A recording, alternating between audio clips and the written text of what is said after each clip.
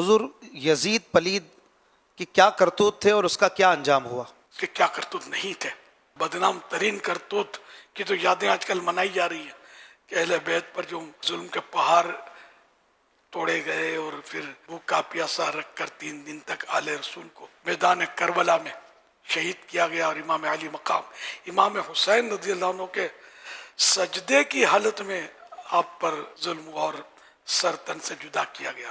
ایسے گنونے ظلم ہیں اس کے کہ دنیا کی تاریخ یہ اس سے بڑا کوئی کالا دھبا نہیں ہے جیسا یہ یزید پلید نے کیا، اس کے دور میں کیا گیا. اس کے علاوہ بھی بہت برائیاں کی اس نے جن کے گھر سے پردہ چلا ان بیویوں کو بے پردہ پھرایا گیا اس کے دور میں.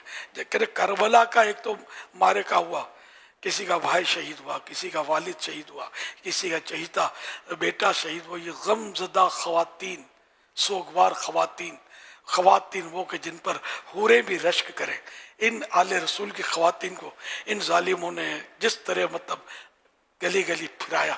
یعنی کہ اب کون سا ظلم تھا جو ان لوگوں نے نہیں کیا. اور پھر وہی کہ واقعہ حرہ، مدینہ طیبہ پر حملہ ہوا، صحابہ کرام کو شہید کیا گیا، مسجد نبوی شریف میں گھوڑے باندھے گئے، وہ گھوڑوں نے جو بھی گندگی کرنی ہوتی ہے، اور یہاں تک کہ 3 شبانہ روز 3 دن 3 رات مسجد نبوی میں باقاعدہ نمازیں نہیں ہوئی. اس کا انجام تو طرح طرح کی اس میں روایتیں. ایک تو یہ کہ ایک بندر اس نے پالا تھا، اسی بندر نے اس کو ایک بار زور سے کاٹ لیا تو اس کا زہر چڑھ گیا، اس کو یہ مر گیا.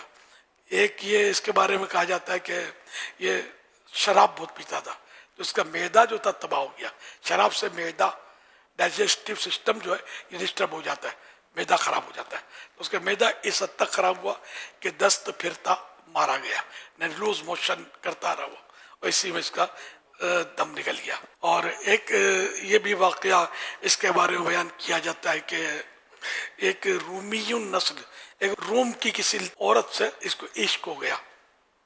ایک بار اس رومی عورت نے اس کو کہا کہ تم اکیلے فلاں جگہ جنگل میں پہنچو، ہمس کے جنگل میں، وہاں پہنچو، اکیلے آنا، تو پھر اپنے رنگ رلیاں منائیں گے، خوب شرابیں پیئیں گے.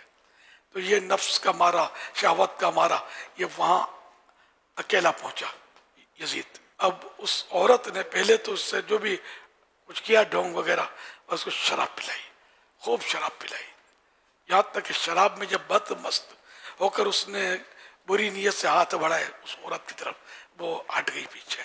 اس نے ایک خنجر آبدار رکھا تھا اپنے پاس چھپا کر، اور وہ خنجر اس نے نکالا اور کہا کہ جو اپنے نبی کے نواسے سے وفا نہیں کر سکتا وہ مجھ سے کیا وفا کرے گا، اس کی سزا یہی ہونی چاہیے. کر کے پے در پہ اس نے وار کیے، بھاگ گئی. اس کو وہیں تڑپتا چھوڑ کر وہیں یہ ایڑیاں رگڑ رگڑ کر مر گیا. اس کے اہالی موالی ڈھونڈتے ہوئے وہ پہنچے. اب لاش ایسی گل سڑ گئی تھی، اور چیل کبوں نے بھی اس کو نوچا ناچی کی تھی، بہت بری حالت میں اس کی لاش ملی تھی، سڑی ہوئی. تو پھر یہ کہ اس کو لانا مناسب نہیں سمجھا، اور وہیں گڑا کھود کے داب کے یہ لوگ آ گئے. 2 سال اور کچھ عرصے اس کی حکومت رہی. زیادہ اس کا لمبا دور نہیں تھا. دنیا کی محبت میں، دنیا کے عشق میں اس ظالم نے اپنے نبی کے نواسے اور ان کے خاندان پر ظلم کیا. پھر اسلام کی حدیں اس نے توڑی اور نہ کرنے کے بہت سارے کام کیے اس نے. اور آخرکار یہ 2 سال تک بس رنگ رلیاں منائی اس نے. قیامت تک لوگ اب اس پر پھٹکار بیچتے رہیں گے. اللہ پاک ہم سب کو دنیا کی محبت سے اور دنیا سے محبت کرنے والے ان ظالموں سے دور رکھے، اور یزید پلید اور ان کے امنواؤں سے ہم کو بچائے. اور اللہ پاک آل رسول کی محبت، امام حسین کی محبت، شہدائے کربلا، اسیران کربلا کی محبت میں ہمیں زندہ رکھے. انہی کی محبت پر ہمارا دم ملے.